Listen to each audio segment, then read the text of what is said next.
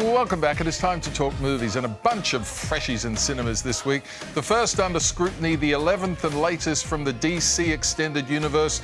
Will they finally nail it and give us the film we've been waiting for? And will it once again fail to live up to expectations? Here's the truth about Black Adam. It's the spin-off, the sequel, the continuation of the Shazam saga, where The Rock is front and center with the powers of mighty Egyptian gods.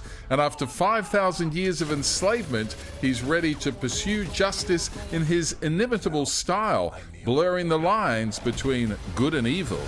You can be the destroyer of this world.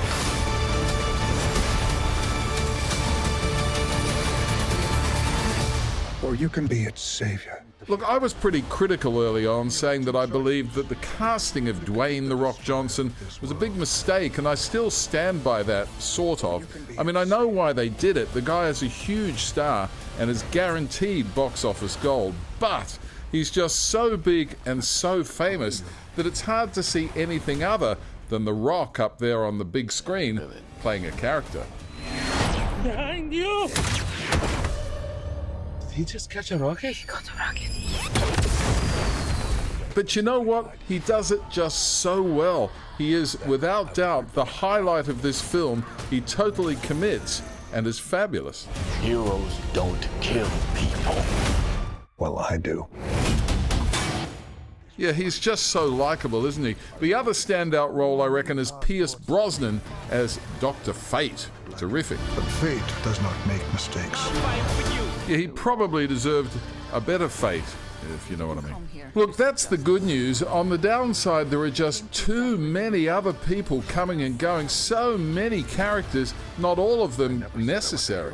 Also, I gotta say, the script is just a bit of a letdown, but the action is intense and unrelenting, and The Rock has an absolute field day busting stuff. I kneel before no one. Yeah, the CGI special effects are, for the most part, pretty good too. There is much that must remain unspoken till you've seen the film, and plenty to talk about on the way home. And while it's not an entirely satisfying, massive, out-of-the-ballpark smash in its own right, it is very enjoyable and bodes well for the Justice Society of America and the DC Extended Universe, I think. Black Adam. I'm giving it 3 stars. Okay, now if you're a horror film fan, don't worry, I won't show you too much. Yeah. This is 476 Barbary, right? Yeah, I'm renting this place. No, I booked it a month ago. Are you sure you have the right place? Yeah. What am I supposed to do? Why don't you come inside and we'll call these idiots.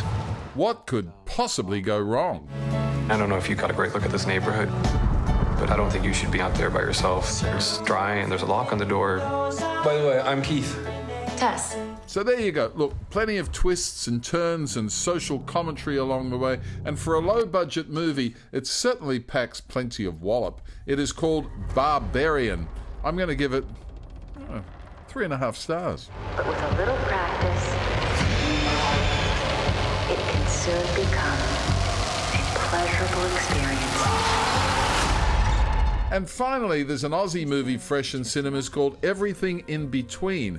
It's set in Sydney and is essentially a coming-of-age story about Jay, a young lad who's seriously depressed and contemplating ending it all.